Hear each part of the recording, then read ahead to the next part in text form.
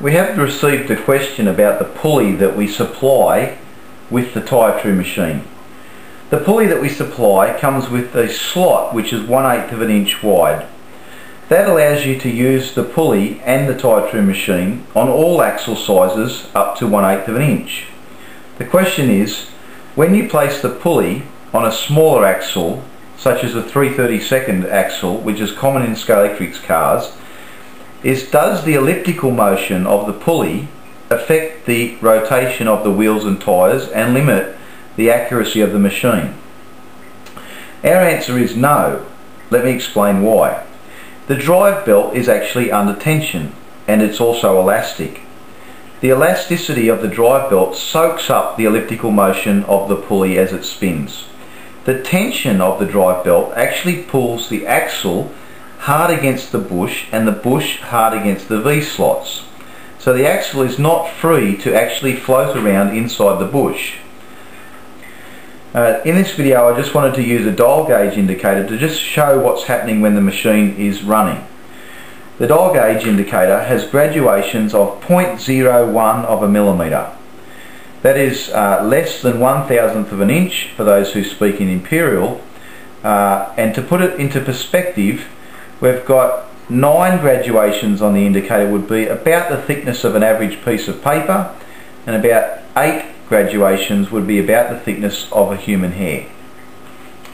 So I'm just going to raise up the axle till it makes contact with the dial indicator, bring it round to 0 just to give us a reference point, and turn on the power supply.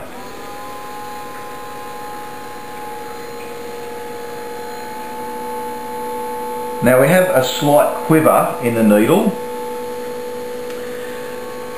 but we are looking at about 1 graduation movement on the dial, which is about 0.01 of a millimetre, which is about 1/8 of the thickness of a human hair.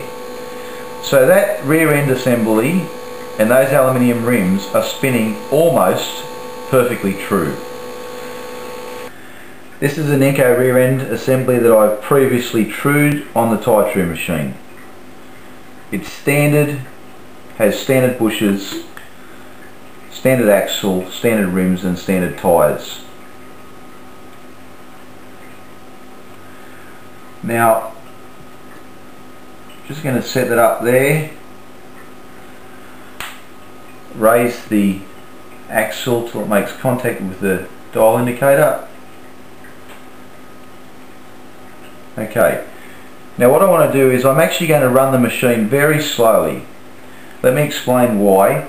If I run it at a high speed, it's possible that the dial indicator might bounce over the high and low spots and give us a false reading. So I'm going to run the machine as slow as possible just to give the follower time to react to any high or low spots on the tyre.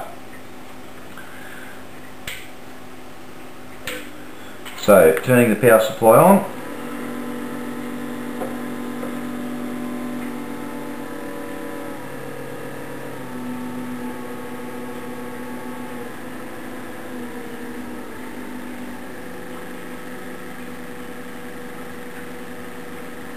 Okay.